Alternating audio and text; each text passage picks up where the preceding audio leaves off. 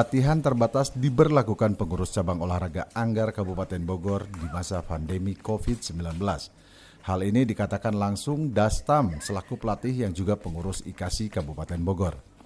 Menurutnya, sejauh ini pembinaan masih terus berjalan, namun ada beberapa aturan terbatas yang dilakukan pelatih karena dampak dari penyebaran virus corona.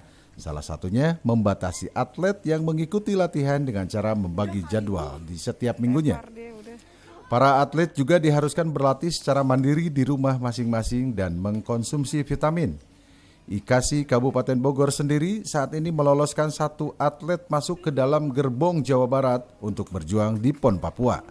1 atlet andalan ini adalah Agna Firasya. Selain itu, jika pandemi COVID-19 ini berakhir dalam waktu dekat, IKASI bakal menerjunkan 3 atlet lainnya pada kejuaraan Asia, namun waktunya belum bisa ditentukan. Selama menghadapi pandemi corona COVID-19,